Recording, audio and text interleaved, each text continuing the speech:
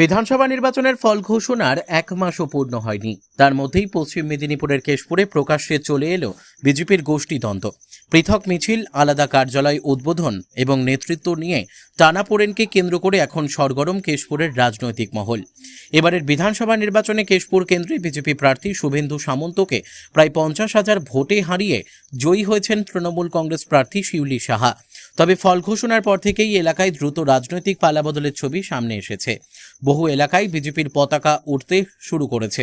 স্থানীয়দের দাবি, তৃণমূলের বহু পুরনো কর্মী সমর্থকও এখন নতুন রাজনৈতিক সমীকরণের দিকে ঝুঁকছেন। রবিবার কেশপুর বাজার এলাকায় বিজেপির একটি বড় মিছিল হয়। সেই মিছিলে নেতৃত্ব দেন ঘাটাল সাংগঠনিক জেলা বিজেপির নেতা তন্ময় ঘোষ ও পরাজিত প্রার্থী শুভেন্দু সামন্ত। কয়েকদিন আগে কেশপুর বাজারে একটি দলীয় কার্যালয়ের উদ্বোধন করেন তন্ময় ঘোষ, শুভেন্দু সামন্ত। বিজেপির দাবি, ওই কার্যালয় থেকেই কেশপুরের 15টি অঞ্চলের সাংগঠনিক কাজ পরিচালিত হবে। কিন্তু 24 ঘন্টা কাটতে না কাটতেই সোমবার সকালে একই এলাকায় বিজেপির অন্য গোষ্ঠীর তরফে আরও একটি মিছিল বের হয়। নেতৃত্বে ছিলেন বিজেপি নেতা অজয় প্রধান। রবিবারের নেতৃত্বে থাকা কাউকেই এদিন দেখা যায়নি। পরে পুরাতন বাসস্ট্যান্ড এলাকায় আরও একটি বিজেপি কার্যালয়ের উদ্বোধন করা হয়। অজয় প্রধান দাবি করেন, এটাই কেশপুরে বিজেপির প্রকৃত কার্যালয়। দল আমাকে সংগঠনের দায়িত্ব দিয়েছে। পাশাপাশি তিনি রবিবারের মিছিলকে অনুমোদনহীন বলেও দাবি করেন। অন্যদিকে শুভেন্দু সামন্ত বলেন, কেশপুরে আগে আমাদের কোনো স্থায়ী কার্যালয় ছিল না, ভাড়া বাড়িতে নতুন অফিস চালু করা হয়েছে। একই এলাকায় বিজেপির দুই গোষ্ঠীর পৃথক শক্তি প্রদর্শন ঘিরে রাজনৈতিক মহলে শুরু হয়েছে জোর চর্চা। স্থানীয়দের মতে, তৃণমূলের দুর্বলতার সুযোগে সংগঠন বিস্তারের পাশাপাশি বিজেপির অন্দরে নেতৃত্বের লড়াইও ক্রমশ সামনে আসছে। এটা পশ্চিমবঙ্গবাসীর জয়, আর এই পশ্চিমবঙ্গবাসীর জয়ের সঙ্গে কেশপুরেও জয় হয়েছে। আর সেই জন্যই আজকে কেশপুর বাজারে, কেশপুর যে আমাদের হেডকোয়ার্টার কেশপুরে, এখানে থানা, BDO office, BLRO office, ADO office, এই সমস্ত অফিসের কার্যকলাপ এখান থেকে হয়। এটা হচ্ছে কেশপুরের রাজধানী বলা চলে। এইখান থেকেই আমরা কেশপুর পরিচালনা করবো। সেই জন্যে এখান থেকে আজকে আমরা এখানে আমাদের বিজয় মিছিল শেষ করলাম। এবং কালকে একটা বিজয় মিছিল, মানে কালকে একটা মিছিল হয়েছে, সেই মিছিলে আপনাকে দেখা যায়। গতকাল যে মিছিলটা হয়েছে সেটা দলের অনুমোদন নয়।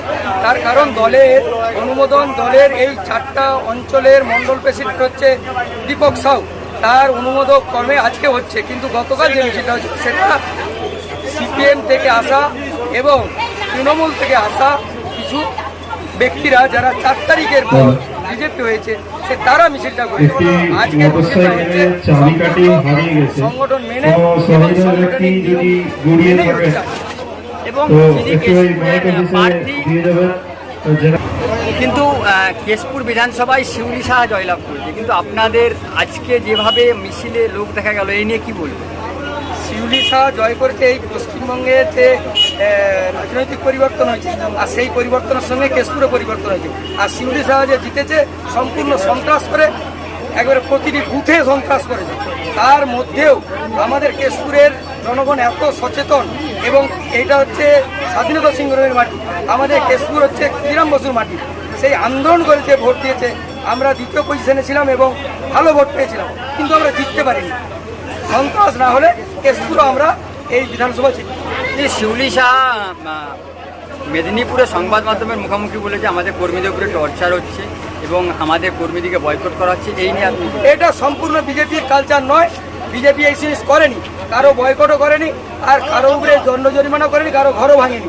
এটা যাদের ব্যক্তিগত ব্যাপার। তার কারণ 4 তারিখে যারা বিজেপি হয়েছে তারাই এইটা করছে। আমাদের ভারতীয় জনতা পার্টি এর ভিতরে কোনো রকম ইনভলভ নেই। কেশপুরে যে এই যে মানে এই যে ঘটনাগুলো ঘটছে, আপনার রাজ্য নেতৃত্বকে জানিয়েছেন? আপনার রাজ্য নেতৃত্বকে এইসব বিষয়গুলো জানাবেন? এই সমস্ত বিষয় আমরা রাজ্য নেতৃত্বকে জানিয়েছি এবং জেলা নেতৃত্বকে, জেলা প্রেসিডেন্টকেও জানাবো। কিন্তু আপনাদের কেশপুরে যিনি ক্যান্ডিডেট, তিনাকেও দেখা গেল না, যিনি প্রার্থী দাঁড়িয়ে। কেশপুরে যে ক্যান্ডিডেট, তিনি ভারতীয় জনতা পার্টি করেন, কিন্তু ভারতীয় জনতা পার্টির কিছু নিয়ম আছে, সেই নিয়ম প্রোটোকল তিনি মানেন। তেনাকে ডাকলেও তিনি আসতে জানেন। এই মণ্ডল প্রেসিডেন্ট, যার আন্ডারে এই 4টা অঞ্চল, তিনি ডাকলেও আমাদের প্রার্থী আসেন। আপনি কি দায়িত্ব? আমি ঘাটাল সাংগঠনিক জেলার সহসভাপতি এবং কেশপুর বিধানসভা।